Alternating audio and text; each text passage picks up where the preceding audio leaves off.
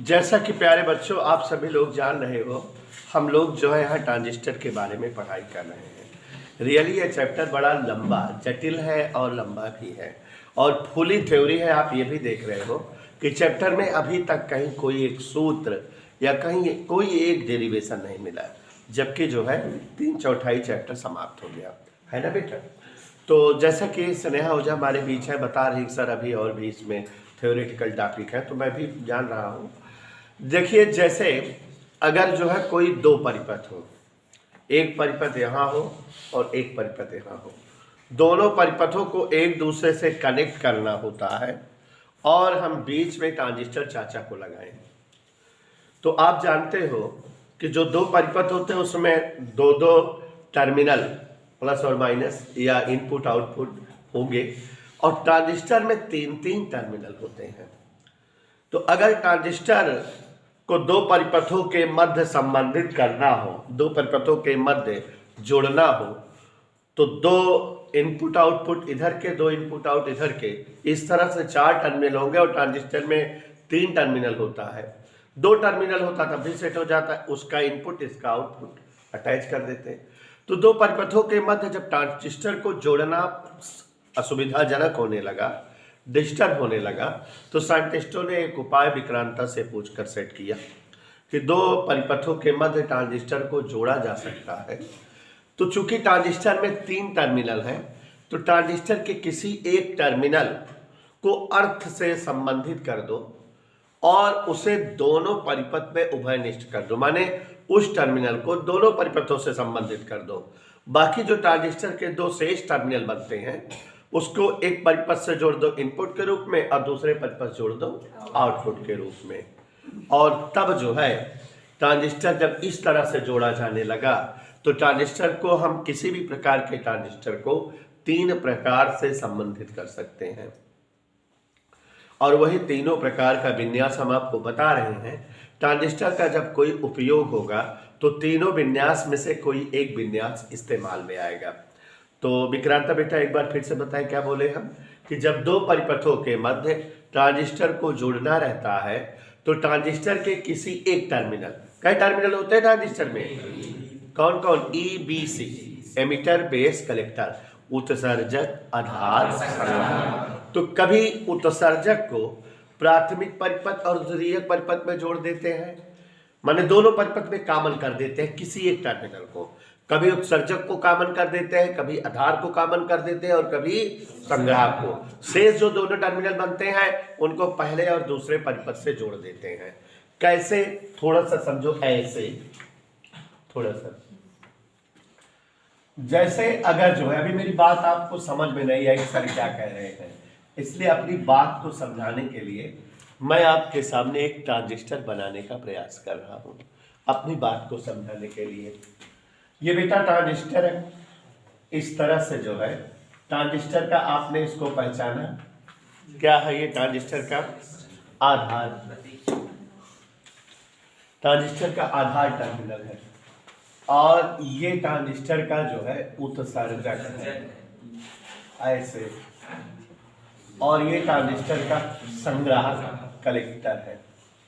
और अभी एक कोई प्रकार का ट्रांजिस्टर नहीं है।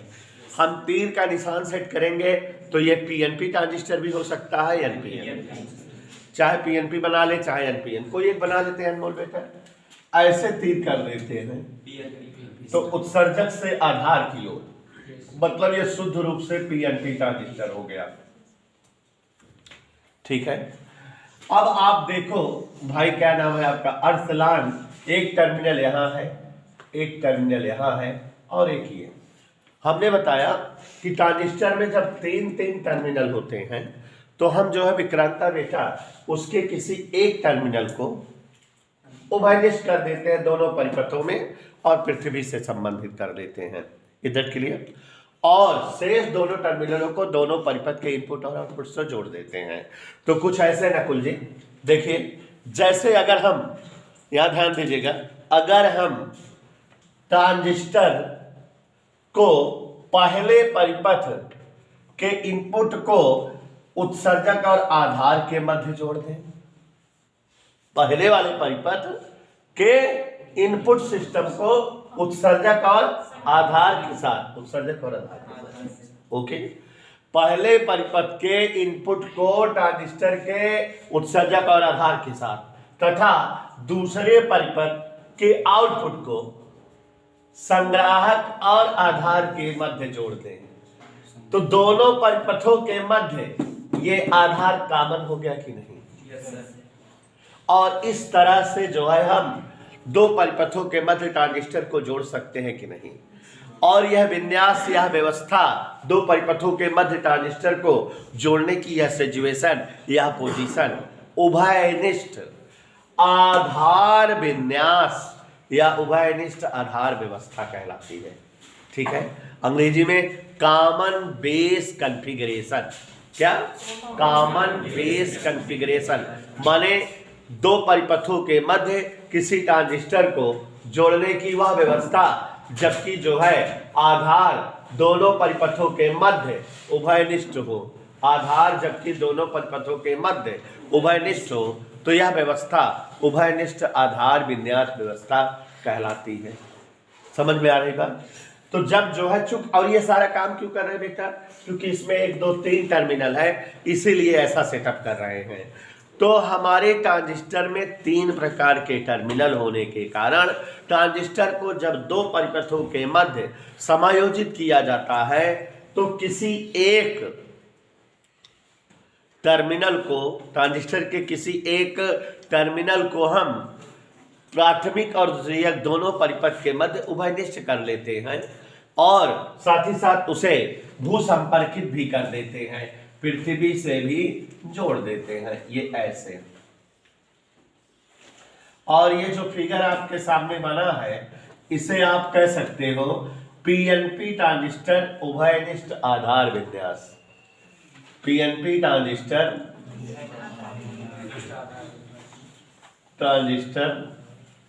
उभयनिष्ठ आधार विन्यास या आधार व्यवस्था। अंग्रेजी में क्या बताया Sneha? Common base configuration, CBC. क्या कहा जाता है बेटा? Common base configuration. ऊपर ही डाल दो। तो अब यहां पर देखो जरा, इसको परिभाषा कैसे देंगे इसकी? यदि किसी ट्रांजिस्टर, साथियों सुनो पर से परिभाषा, यदि किसी ट्रांजिस्टर के उत्सर्जक व आधार के मध्य प्राथमिक परिपथ का इनपुट जुड़ा हो, या अपनी भाषा में बोल दो कि यदि प्राथमिक परिपथ के इनपुट को ट्रांजिस्टर के उत्सर्जक व आधार के मध्य तथा द्वितीयक परिपथ के आउटपुट को ट्रांजिस्टर के संग्राहक और आधार के मध्य जोड़े या संयोजित करे तो यहाँ आधार दोनों परिपथों के मध्य उभयनिष्ठ है, इसलिए ट्रांजिस्टर की इस प्रकार की व्यवस्था उभयनिष्ठ आधार विन्यास व्यवस्था या उभयनिष्ठ आधार व्यवस्था कहलाती है। और इस व्यवस्था में थोड़ा एक और बात ध्यान दीजिए, हमारा ये जो आधार है भू संपर्कित है, ये न्यूट्रल है, इसका कोई काम नहीं। ये इनपुट सिस्टम है और ये आउटपुट। यहाँ जो करंट या वोल्टेज रहेगा वो इनपुट वोल्टेज रहेगा, यहाँ जो वोल्टेज या करंट मिलेगी वो आउटपुट वोल्टेज रहेगी। इस बात को ध्यान से समझिएगा। क्या नाम है आपका? विक्रांता जी। क्योंकि यहाँ जो धारा है वो संग्राहक धारा है, यहाँ जो धारा है वो क्या है बेटा? उत्सर्जक धारा। तो इसलिए बेटिया अगर हम पूछें कि जो है काम उभयनिष्ठ आधार व्यवस्था में निर्गत धारा बताओ, आउटपुट धारा, तो आप तुरंत आईसी बोल दोगे, संग्राहक धारा। इस व्यवस्था में संग्राहक धारा क्या है बेटा? आउटपुट धारा है कि नहीं? और इनपुट धारा क्या है? आईई। ऐसा इसलिए बोल रहे हैं बेटा कि कभी कभी सवाल पूछता है। अभी तक देखो एक भी सूत्र इसमें पढ़ा आपने नहीं पढ़ा, जिससे सवाल लगाओ तो सवाल बोलता है इसमें। आप लोग जो है कभी जीवन में कहीं आपको हमने पढ़ाते समय बताया होगा लाभ, कि अगर जो है फिजिक्स में किसी उपकरण या यंत्र का लाभ पूछा जाए या दक्षता पूछी जाए तो उसका मतलब होता है आउटपुट बटे इनपुट। तो यहाँ एक शब्द आता है, पूछता है कभी कभी धारा लाभ बताओ। तो इस प्रकार के परिपथ के लिए धारा लाभ का सूत्र आप बता सकते हो, आईसी बटा आईई। नहीं समझे? निर्गत धारा आईसी और अपान इनपुट धारा आईई का अनुपात धारा लाभ कहलाता है। समझ में आया बेटा? तो अब आप समझ गए कि अगर ये चित्र क्लियर रहेगा, आपके दिमाग में याद आ जाए, जैसे ऐसे कहेगा उभयनिष्ठ उत्सर्जक व्यवस्था में धारा लाभ बताओ, तो आपको तुरंत उभयनिष्ठ उत्सर्जक व्यवस्था का चित्र याद आएगा। और जब चित्र याद आएगा तो आपको समझ में आएगा कि कौन धारा इसमें इनपुट है और कौन धारा आउटपुट है। समझ में आया बेटा? तो इस तरह से कहने का मतलब है हमारा जो ट्रांजिस्टर है, यदि किसी ट्रांजिस्टर के उत्सर्जक व आधार को प्राथमिक परिपथ से तथा संग्राहक और आधार को द्वितीयक परिपथ से जोड़े कि आधार कॉमन रहे, उभयनिष्ठ रहे, तो यह व्यवस्था उभयनिष्ठ आधार विन्यास व्यवस्था कहलाती है। CBC, common base configuration. ठीक है।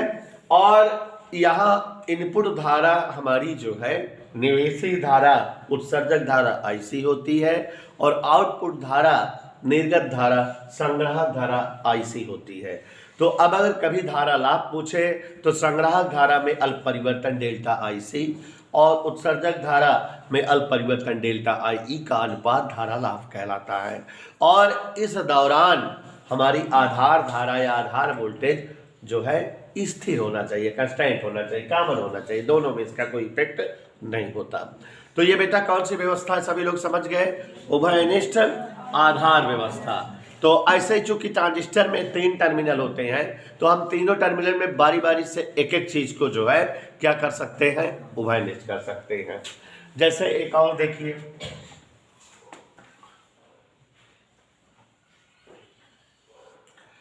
ट्रांजिस्टर का बच्चों ये प्रतीक चित्र है और ये हमारे ट्रांजिस्टर का जो है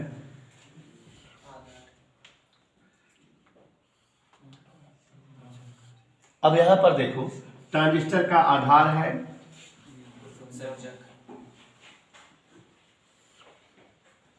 उत्सर्जक है, संग्राहक है।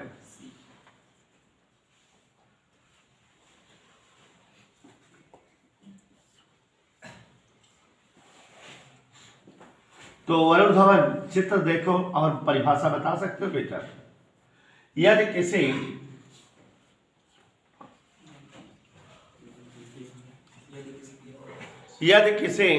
ट्रांजिस्टर, ध्यान सुनिएगा, यदि किसी ट्रांजिस्टर के आधार व संग्राहक को प्राथमिक परिपथ से तथा उत्सर्जक और संग्राहक को द्वितीयक परिपथ से समायोजित करे या संयोजित करे कि ट्रांजिस्टर का संग्राहक टर्मिनल दोनों परिपथों के मध्य उभयनिष्ठ हो, तो ट्रांजिस्टर की यह व्यवस्था उभयनिष्ठ संग्राहक विन्यास कहलाएगी। क्या कहलाएगी बेटा? उभयनिष्ठ संग्राहक विन्यास। और इस प्रकार की व्यवस्था में, उभयनिष्ठ संग्राहक विन्यास व्यवस्था में आप देख रहे हो कि हमारा संग्राहक टर्मिनल कॉमन कलेक्टर कॉन्फ़िगरेशन, इस प्रकार की जो है व्यवस्था में हमारा संग्राहक दोनों परिपथों के मध्य उभयनिष्ठ और भूसंपर्कित है, जबकि इनपुट के रूप में आधार टर्मिनल है, आउटपुट के रूप में उत्सर्जक टर्मिनल है। यहाँ आधार धारा IB इनपुट धारा है और उत्सर्जक धारा IE आउटपुट धारा है। IE अपान IB यहाँ जो है धारा लाभ होगा। इधर क्लियर बेटा? अब अगर किसी ट्रांजिस्टर को दो परिपथों के मध्य इस प्रकार संयोजित करें कि उसका उत्सर्जक दोनों परिपथों के मध्य उभयनिष्ठ हो, कौन सा उभयनिष्ठ हो बेटा? उत्सर्जक। तो यहां पर देखिए जरा,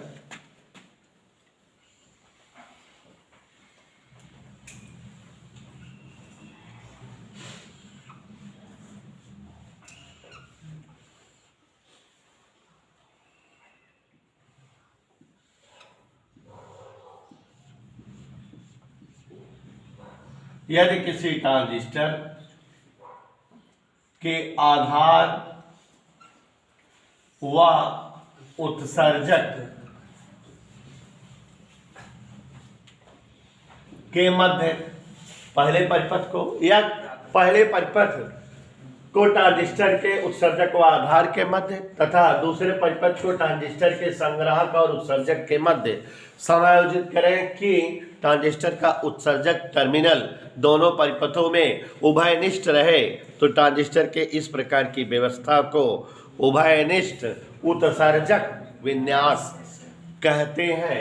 ये जो है उभयनिष्ठ उत्सर्जक विन्यास, उभयनिष्ठ उत्सर्जक विन्यास ये व्यवस्था है, उत्सर्जक विन्यास व्यवस्था कॉमन एमीटर कॉन्फ़िगरेशन सी। और इस प्रकार की व्यवस्था में अब आप जो है देख लिए कि ट्रांजिस्टर को हम कितने प्रकार की व्यवस्थाओं में संयोजित कर सकते हैं, 3। ट्रांजिस्टर के कुल कितने प्रकार के विन्यास होते हैं, 3, 1, 2 और 3। समझ में आ गया। यदि किसी ट्रांजिस्टर को प्राथमिक परिपथ से इस प्रकार समायोजित करें कि ट्रांजिस्टर का आधार और उत्सर्जक पहले परिपथ से जुड़ा हो, जबकि संग्राहक और आधार दूसरे परिपथ से, अर्थात पहले और दूसरे परिपथ के मध्य ट्रांजिस्टर का आधार उभयनिष्ठ हो, तो इसे उभयनिष्ठ आधार विन्यास व्यवस्था कहते हैं, जिसमें जो है धारा IE इनपुट धारा और धारा IC आउटपुट धारा के रूप में होगी। और यदि किसी ट्रांजिस्टर को इस प्रकार दो परिपथों के मध्य संयोजित करें कि ट्रांजिस्टर को पहले परिपथ जो है आधार और उत्सर्जक के मध्य जुड़ा हो तथा दूसरा परिपथ संग्राहक और उत्सर्जक के मध्य जुड़ा हो, अर्थात ट्रांजिस्टर का उत्सर्जक टर्मिनल दोनों परिपथों के मध्य उभयनिष्ठ हो, बोलने को बोल सकते हो आप लैंग्वेज में, तो ट्रांजिस्टर के इस प्रकार की व्यवस्था को उभयनिष्ठ उत्सर्जक विन्यास व्यवस्था कहते हैं। अब बेटा आपको बताना ये चाहते हैं कि हमने अभी आपको बताया कि ये चित्र जरूरी एक चीज़ है, आपको ये चित्र फिगर में ध्यान में आ जाना चाहिए लाभ बताने के लिए। और इस चैप्टर में लाभ पर न्यूमेरिकल है और कोई सूत्र ही नहीं है जिस पर इसमें न्यूमेरिकल हो, लेकिन जो है 2 नंबर की सवाल पक्का पूछता है धारा लाभ बताओ, लेकिन वो बोलेगा कौन सा विन्यास है। अच्छा एक चीज़ और, 3 साल पहले हमारे कोर्स में केवल यही एक था, केवल यही एक उभयनिष्ठ आधार विन्यास व्यवस्था थी, ठीक है, और ये दोनों कोर्स में नहीं थे। लेकिन 3 साल बाद ये हट गया, ये आ गया। मगर जो किताबें हैं, जो पेपर बनते हैं, उनमें दोनों व्यवस्थाओं पर सवाल बनते हैं। ये कोर्स में नहीं रह गया, यही है उभयनिष्ठ उत्सर्जक विन्यास व्यवस्था, ये हमारे कोर्स में है, लेकिन सवालें इन दोनों की पूछी जाती है, इस पर सवालें नहीं पूछी जाती। तो आप दोनों का फिगर याद रखो भाई, कौन सा कठिन है, दोनों का कर लेना। ये जो कोर्स नहीं है, फर्जी आ जाता है, इलीगल आ जाता है, अवैध कानूनी रूप से मुकदमा कर सकते हो कि इसको क्वेश्चन नहीं आना चाहिए, लेकिन आता है।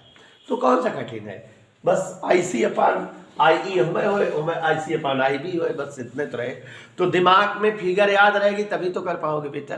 जैसे कह देगा, बना लेना चित्र अपने तुरंत है, जैसे कह देगा उभयनिष्ठ उत्सर्जक विन्यास व्यवस्था में धारा लाभ का मान बताओ, जबकि आधार धारा इतनी है, संग्राहक धारा इतनी है, फलाने धारा इतनी है। तो आप जान रहे हो कि उभयनिष्ठ उत्सर्जक विन्यास कह रहा है, जिसका मतलब उत्सर्जक कॉमन है, पहली चीज। और जब कॉमन है तो आधार जुड़ा है प्राथमिक परिपथ में, इनपुट है, और संग्राहक जुड़ा है आउटपुट में। तो इधर क्लियर बेटा, बात समझ में आई, कोई दिक्कत?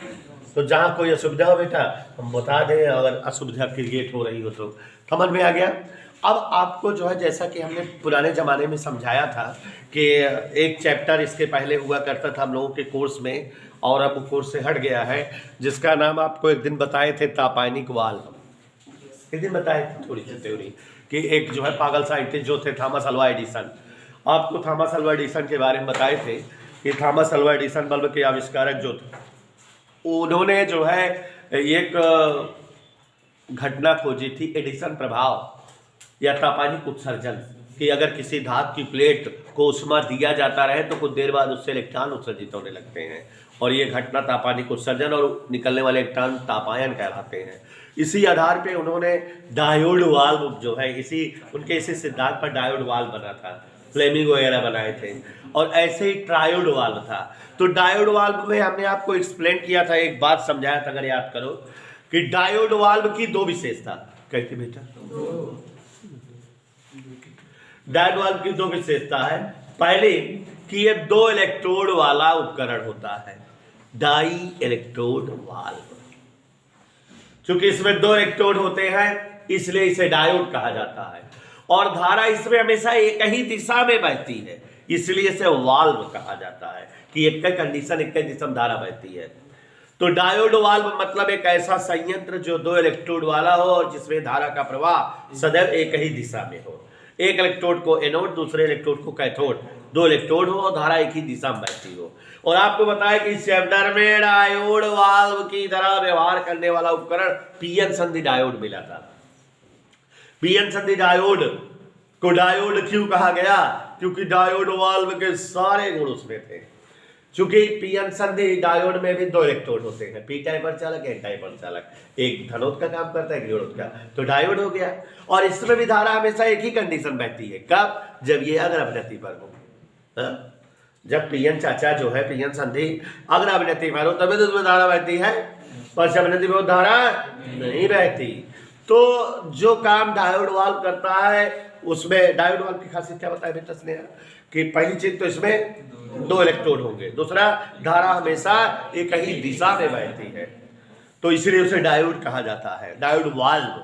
तो वैसे हमारा पीएन जंक्शन डायोड जो दो अर्धचालकों को जोड़कर हमने बढ़ाया था पीएन जंक्शन, पीएन जंक्शन में भी दो इलेक्ट्रोड है, इसलिए डायोड कह लीजिए या डायोड के जगह इस्तेमाल कर दीजिए। और इसमें भी धारा एक ही कंडीशन में बहती है जबकि वो बेचारू अग्र अवनति पर हो, तो धारा हमेशा एक ही दिशा में बहेगी, पश्च अवनति में नहीं बहती। तो इसलिए पीएन संधि को पीएन संधि डायोड कहा जाता है। जो काम डायोड वाल्व करता था वही काम पीएन संधि डायोड करता है। डायोड वाल्व का काम होता था दिष्टकरण करना, माने एसी को डीसी में बदलना। आपने देखा था पीएन संधि डायोड ने भी यही तो काम किया था। तो वैसे ही बेटा उस चैप्टर का जो चर्चा किए उसमें एक उपकरण होता था ट्रायोड वाल्व। क्या? जैसे ये कैथोड चाचा है और ऊपर कौन है? एनोड। कैथोड एनोड है, एनोड को प्लस पोटेंशियल देते हो तो कैथोड से निकलने वाले इलेक्ट्रॉन को खींच लेता है। तो कैथोड और एनोड के बीचवा में एक और इलेक्ट्रोड सेट कर दिया गया जो दोनों के पोटेंशियल को या दोनों के कारण बनी धारा को कंट्रोल करता था। कभी बढ़ा देता था, कभी घटा देता था। बढ़ा कैसे देता था कि जैसे जो है ए है कैथोड और एक ए है एनोड। अब यहाँ से इलेक्ट्रॉन निकले, ईंधन विभव पार होकर खींच ले, ठीक। लेकिन अगर बीच में एक इलेक्ट्रोड और लगा दी हम तो अब एक धन विभव दी तो इलेक्ट्रॉन जो यहाँ नीचे रहने वो खिंच के यहाँ आ जाएंगे। और ऊपर वाला जो एनोड है इलेक्ट्रॉन अब ओकरे थोड़ा और नजदीक हो गया है तो ओका थोड़े मेहनत करे पड़े, थोड़े पोटेंशियल देख पड़े, इलेक्ट्रॉन में पूरा खट से हुआ तक चला जाएंगे ना। तो मतलब अगर जो है जो बीचे में इलेक्ट्रोड है एक प्लस पोटेंशियल देता ही तो ऊपर वाले एनोड के सहारा मंत बा ओका थोड़े पोटेंशियल पे सारा इलेक्ट्रॉन ओकरे कैसे पहुंच जाता है, धारा बढ़ा चली जाता बा, ऐसा है। लेकिन अगर ये जौन बीचवा में इलेक्ट्रोड बा करंट विभव दे दी तो दुश्मन काम करे। यहाँ कैथोड बा ऊपर के यहाँ एनोड वहाँ पोटेंशियल दे दी तो इलेक्ट्रॉन खींचा था, लेकिन बीच में एक जने खड़ा हो गया है और ये ऋण पोटेंशियल ले यहाँ जो इलेक्ट्रॉन ऊपर जात रहे ओकरे ढेर के मारा नीचे आएंगे, प्रतिकर्षित हो गए तो ओका कितना पोटेंशियल दिया ऊपर जो है इलेक्ट्रॉन जा ही न पाता है तो धारा मिले। माने तू क्या करता पोटेंशियल घटा देता, धारा घटा देता। तो माने यू कैन बढ़ा सकते हैं, यू कैन घटा सकते हैं पोटेंशियल और धारा कैथोड और एनोड के कारण बनी हुई को और इसी बीचों वाले इलेक्ट्रोडों के कारण। तो इसे नियंत्रक इलेक्ट्रोड, कंट्रोलर इलेक्ट्रोड कहते हैं और आम बोल भाषा में इसको ग्रिड कहा जाता है। क्या? तो जैसा कि आप जान रहे हो कि जो डायोड वाल्व था, डायोड वाल्व में कैथोड और एनोड दोनों इलेक्ट्रोडों के बीच एक और इलेक्ट्रोड सेट कर दिया गया ग्रिड। ग्रिड ग्रिड तीसरा इलेक्ट्रोड था जो कि जो है इस परिपथ की वोल्टेज को नियंत्रित करता था, बढ़ा देता था या घटा देता था, नियंत्रक इलेक्ट्रोड था। और इसके इस गुण का इस्तेमाल करके धारा या वोल्टेज का परिवर्धन किया जाता था। परिवर्धन मतलब निम्न वोल्टता की उच्च धारा को उच्च वोल्टता की निम्न धारा में या उच्च वोल्टता की निम्न धारा को निम्न वोल्टता की उच्च धारा में बदले जाना परिवर्धन। परिवर्धन कहा जाता है। क्या कहा जाता है? अंग्रेजी में एम्प्लीफिकेशन। क्या? एम्प्लीफिकेशन। तो वोल्टता को परिवर्तित करना। परिवर्तित करने का मतलब जो ऐसे ऐसे लहर होता हुई का घटाना बढ़ाना, माने चक्रण को घटाना बढ़ाना। इधर क्लियर? तो जो ग्रिड था उसको धन वोल्टेज दे दोगे तो जल्दी जल्दी इलेक्ट्रॉन जा लागे, तो धारा जल्दी जल्दी मिले लाग, परिवर्धन हो क्यों? और का कम दे जाए, माइनस दे जाए ग्रिड का, तो जो ना देर में इलेक्ट्रॉन पहुंची है, धारा घटे लागे तो परिवर्धन हो जाए कम वाला। तो मतलब जो ग्रिड है उसी को जो है धन या ऋण वोल्टेज दे करके वोल्टेज का मान घटाया बढ़ा लिया करते रहे होंगे ट्रायोड वाल्व के द्वारा। हम ट्रायोड वाल्व के डिस्कस कर रहे हैं ना। तो बच्चों यदि कैथोड और एनोड के मध्य कोई एक तीसरा इलेक्ट्रोड आ जाए जिसे ग्रिड इलेक्ट्रोड या जी, कैपिटल जी से व्यक्त किया जाए, और जिसका काम रहे कि परिपथ के वोल्टेज को कम या ज़्यादा कर देना, तो ये नियंत्रक इलेक्ट्रोड के युक्त इस तरह का उपकरण ट्रायोड वाल्व कहलाता था। जिसका काम क्या होता था चाची प्रधान? ट्रायोड वाल्व का काम होता था बेटा कि वोल्टता का परिवर्धन करना। क्या? जो से बोलो, एम्प्लीफिकेशन, वोल्टता का परिवर्धन करना। तो जैसा भी हम आपको बता रहे थे कि जो काम डायोड करता था उसी काम के लिए पीएन संधि जंक्शन का इस्तेमाल होता था।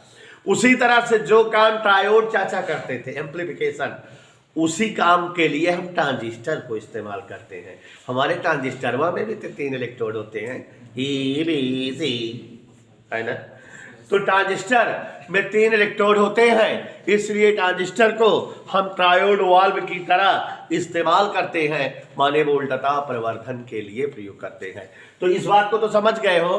उसके बाद दूसरी बात हमसे लीजिए, पहले इस बात को जान लीजिए कि ट्रांजिस्टर में 3 इलेक्ट्रोड, एमीटर, आधार और जो है संग्राहक होते हैं, इसलिए 2 परिपथों के मध्य ट्रांजिस्टर को 3 तरह से संयोजित किया जाता है। यदि किसी ट्रांजिस्टर के उत्सर्जक और आधार को प्राथमिक परिपथ के साथ तथा संग्राहक और आधार को द्वितीयक परिपथ के साथ संयोजित किया जाए कि आधार टर्मिनल दोनों परिपथों के मध्य उभयनिष्ठ हो, तो ट्रांजिस्टर की यह व्यवस्था उभयनिष्ठ आधार विन्यास व्यवस्था कहलाती है, जिसमें हमारी जो है उत्सर्जक धारा इनपुट धारा होती है और संग्राहक धारा आउटपुट धारा होती है। इसी तरह से हम 3 तरह से विन्यास तीनों बता सकते हैं। ओके, ट्रांजिस्टर के द्वारा वोल्टता का प्रवर्धन किया जाता है। ऐसे समस्त यंत्र जो वोल्टता का प्रवर्धन करें प्रवर्धक कहलाते हैं। वोल्टता को घटाने या बढ़ाना वोल्टता प्रवर्धन कहलाता है और इस प्रक्रिया में शामिल उपकरण प्रवर्धक कहलाते हैं। और हमारा ट्रांजिस्टर वोल्टता को घटाता या बढ़ाता है, इसलिए ट्रांजिस्टर को हम प्रवर्धन के रूप में यूज करते हैं। माने ट्रांजिस्टर एक जो है विशिष्ट प्रकार का प्रवर्धक है, वोल्टेज को प्रवर्धित करने वाला। लेकिन ट्रांजिस्टर 3 विन्यास में होता है। क्या विन्यास में? सीबीसी, सीईसी और सीसीसी। तो इसीलिए ट्रांजिस्टर जो कि 3 विन्यास में होता है, तो ट्रांजिस्टर को प्रवर्धक के रूप में 3 प्रकार से प्रयुक्त करते हैं। पहली चीज तो जानिए कि वोल्टता को घटाना या बढ़ाना प्रवर्धन कहलाता है, और दूसरी चीज ट्रांजिस्टर जो उपकरण प्रवर्धन करे वो प्रवर्धक कहलाते हैं, एम्पलीफायर। ट्रांजिस्टर प्रवर्धन के काम में प्रयुक्त होता है, इसलिए ट्रांजिस्टर एक फेमस प्रवर्धक है। लेकिन ट्रांजिस्टर 3 तरह से हो सकता है, तो इसलिए प्रवर्धन कई तरह से करता होगा, 3 तरह से। माने अगर हमको ट्रांजिस्टर को प्रवर्धन के रूप में प्रयुक्त करना है तो एक कम 3 हेडिंग हमका पढ़े पड़े ना। कभो हम ई वाला ट्रांजिस्टर के विन्यास ले लिए प्रवर्धन करब, कभो ई वाला, कभो ई वाला। अगर हम कभी ट्रांजिस्टर को प्रवर्धक के रूप में प्रयुक्त करें लेकिन उसका आधार टर्मिनल दोनों परिपथों के मध्य उभयनिष्ठ हो, तो इसे उभयनिष्ठ आधार प्रवर्धक कहते हैं। क्या? अंग्रेजी में CBA, कॉमन बेस एम्पलीफायर।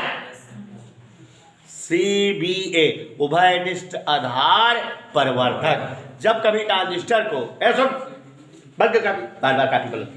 जब कभी ट्रांजिस्टर को प्रवर्धक के रूप में इस प्रकार प्रयुक्त करें कि उसका उत्सर्जक टर्मिनल प्राथमिक और द्वितीयक परिपथ के मध्य उभयनिष्ठ हो, तो उसे CEA माने कॉमन एमीटर एम्पलीफायर, उभयनिष्ठ उत्सर्जक प्रवर्धक कहा जाता है। और जब किसी ट्रांजिस्टर को प्रवर्धन के लिए इस प्रकार प्रयुक्त करें कि उसका संग्राहक टर्मिनल पहले और दूसरे परिपथ के मध्य उभयनिष्ठ हो, तो इस प्रकार के प्रवर्धक को उभयनिष्ठ संग्राहक प्रवर्धक कहते हैं। तो अब आप देखो 1 से 3 हेडिंग बता दिया मैंने आपको, फिर से सुनो। ट्रांजिस्टर वोल्टता का प्रवर्धन करने में प्रयुक्त होता है, इसलिए ट्रांजिस्टर प्रवर्धक कहलाता है। ट्रांजिस्टर 3 विन्यासों में होता है, इसलिए ट्रांजिस्टर प्रवर्धक के रूप में 3 प्रकार से प्रयुक्त होता है। उभयनिष्ठ आधार प्रवर्धक, उभयनिष्ठ उत्सर्जक प्रवर्धक, उभयनिष्ठ संग्राहक प्रवर्धक, 3 प्रकार से होता है। लेकिन कठिन हो जाता है, ट्रांजिस्टर 1 ना 2 यहाँ पीएन पीएन पीएन, तो ये 3 हेडेंगिया खाट से अच्छा हो गए, माने हमका अच्छा प्रवर्धक पढ़े का है। कैसे बेटा हंसी ना समझो, देखो पीएनपी ट्रांजिस्टर उभयनिष्ठ आधार प्रवर्धक के रूप में एक हेडिंग, एनपीएन ट्रांजिस्टर उभयनिष्ठ आधार प्रवर्धक के रूप में 2 हेडिंग, माने हर हेडिंग में पीएनपी लगा हुआ, एक एनपीएन लगा हुआ है ना बेटा। तो कई प्रवर्धक पढ़े लेकिन एक प्रवर्धक अगर अच्छे समझ ले तो 6 प्रवर्धक बने ले। और सुनना, एक प्रवर्धक के चित्र बनवा पड़े, वर्णन करावे पड़े। जैसे दिष्टकारी पढ़ाए रहे हैं, तो हमारे ख्याल से दिष्टकारी जब पढ़ाए रहे तो 1.5 पेज में जरूर भरा हो। चित्र क्रिया विधि रचना और ग्रफवा रफवा कई पेज में भरा देखा, देख बताओ 2 पेज हो गिरा हो। दिष्टकारी पीएन संधि डायोड का दिष्टकारी रूप में उपयोग 2 पेज में रहा हो, एक दिष्टकारी 2 पेज में था, तो वैसे प्रवर्धक भी 2 पेज में। लेकिन क्या प्रवर्धक कहाँ है? अच्छा दोनों लंबा हो गया ना, तो बता देने का जान ले जा, अब समझ में आवा, एक समझ में आ जाए चाहिए। ये सब चीज जो बतावत है खटा खटा यूज हो जाए, ऐसे टेक्निक से एक चीज बता देवे 6 सेट कह लेगा, ऐसा हमारे पास टेक्निक है, ठीक है। तो एक ही सेट करा दे, 6 सेट कह लेगा, तो समझ में आया। क्या समझे तुम? खड़े हो जाना मालिक, क्या समझे? एक दिन के लिए बुखार में समझे, ये समझे तुम गधे प्रवर्धक किसे कहते हैं? अंग्रेजी बताओगे ओके, भाषा पूछता है। ऐसे समस्त उपकरण जो वोल्टता को घटाने या बढ़ाने के रूप में प्रयुक्त हो, उन्हें क्या कहा जाता है? प्रवर्धक कहा जाता है। और ये घटना क्या कहलाती है? प्रवर्धन, एम्प्लीफिकेशन कहलाती है, और उपकरण एम्पलीफायर कहलाते हैं। पहले कौन से जो है यंत्रों को एम्पलीफायर के रूप में इस्तेमाल किया जाता था? ट्रायोड वाल्व, ट्रायोड वाल्व का इस्तेमाल किया जाता था वोल्टता प्रवर्धन के लिए। वर्तमान में ट्रांजिस्टर चाचा यूज होते हैं वोल्टता प्रवर्धन के लिए। लेकिन ट्रांजिस्टर जब वोल्टता प्रवर्धन के लिए प्रयुक्त होता है तो कई प्रकार से प्रयुक्त होता है। देयर आर 6 प्रकार का ट्रांजिस्टर प्रवर्धक के रूप में। पीएनपी ट्रांजिस्टर उभयनिष्ठ आधार प्रवर्धक, और प्रवर्धक बोलो आगे, उभयनिष्ठ आधार प्रवर्धक, उभयनिष्ठ उत्सर्जक प्रवर्धक, उभयनिष्ठ संग्राहक प्रवर्धक। एक बार पीएनपी और एक बार एनपीएन छठी हो जाए। अगर उभयनिष्ठ आधार प्रवर्धक रहेगा तो इसका मतलब जो जिस परिपथ का उभयनिष्ठ आधार प्रवर्धक रहेगा, तो जिस परिपथ का प्रवर्धन करना है उस परिपथ को हम जो है उत्सर्जक और आधार के मध्य जोड़ेंगे, और प्रवर्धन के बाद जो वोल्टता मिलेगी उसको हम संग्राहक और आधार के मध्य जोड़ेंगे। दोनों परिपथों के मध्य आधार चाचा उभयनिष्ठ रहेंगे, इसलिए ऐसा प्रवर्धन उभयनिष्ठ आधार प्रवर्धक कहलाएगा। और उभयनिष्ठ आधार प्रवर्धक में अगर धारा लाभ पूछा जाए तो आप जान रहे हैं, आउटपुट धारा बटे इनपुट धारा, माने डेल्टा IC बटा डेल्टा IE। ये सब फटोइया से याद हो जाए चाहिए, याद उस करवे तो ना याद होए, चित्र बने लिहार आपसे चुप्पे से आ जाए। और अब उसके बाद प्रवर्धन करे के बड़ा सा फोटो हम बना दिखाओ तो का कि देखा एकरे बीच परिपथ जोड़त है वोल्टता या इनपुट प्रतिरोध ई बैटरी आटे वह दिमाग लगाओ पड़े। ट्रांजिस्टरवा में मैं अग्रभिन्नति है तो बैटरी अग्रभिन्नति वाली स्टाइल में जोड़ब, यहाँ पश्चिमति वाली स्टाइल जोड़ब, बैटरियों सेट करे पड़े। अलग और देखा अरे मुझे पीएनपी रहे तो अलग हिसाब रहे, एनपीएन रहे तो अलग हिसाब, बैटरियों टकिया को पड़िया बैठी रहे पूछ देवे। जब किसी ट्रांजिस्टर को 2 परिपथों के मध्य इस प्रकार से योजित किया जाए कि ट्रांजिस्टर के उत्सर्जक व आधार टर्मिनल प्राथमिक परिपथ से तथा आधार और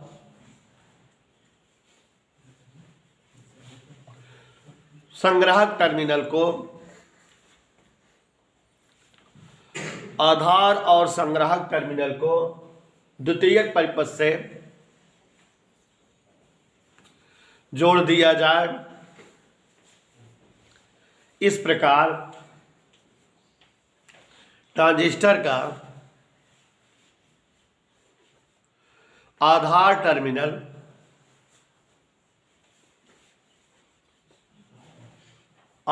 टर्मिनल दोनों परिपथों के मध्य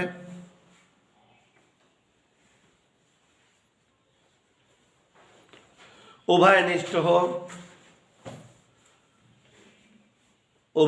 हो व भू संपर्कित भी हो।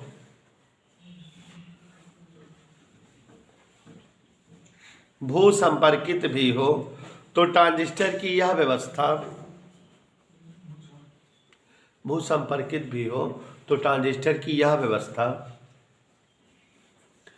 उभयनिष्ठ आधार विन्यास व्यवस्था कहलाती है।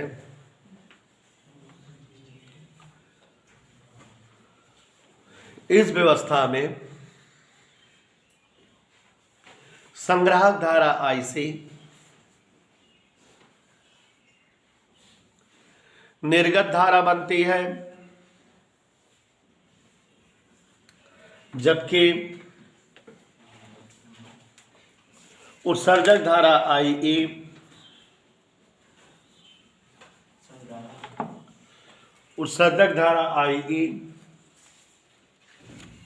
निवेशी धारा बनती है।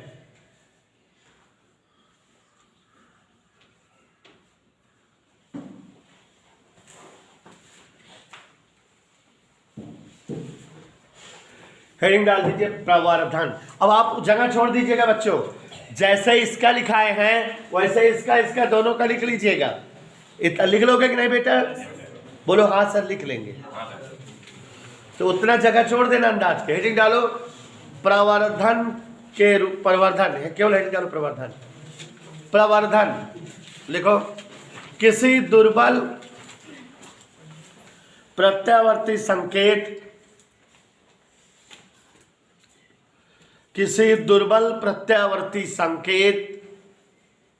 की तरंग प्रकृति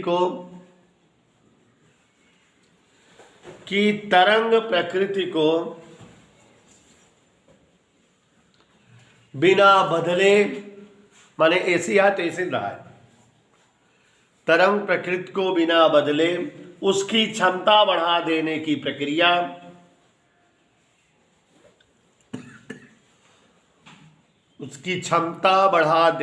प्रक्रिया प्रवर्धन कहलाती है। न्यू लाइन से, जिन युक्तियों के द्वारा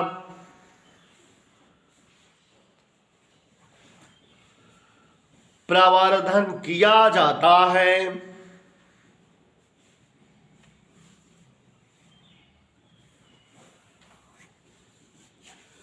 प्रवर्धक कहलाते हैं।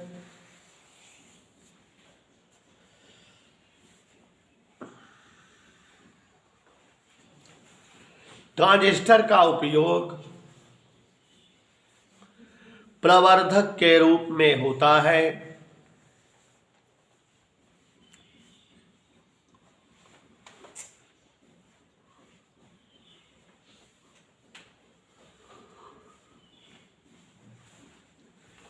कोई ट्रांजिस्टर निम्न 3 प्रकार से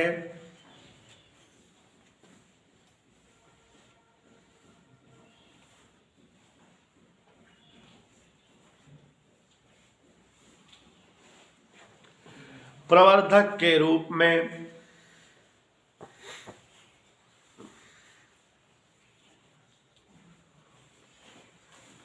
प्रयुक्त होते हैं। नंबर 1, उभयनिष्ठ आधार प्रवर्धक के रूप में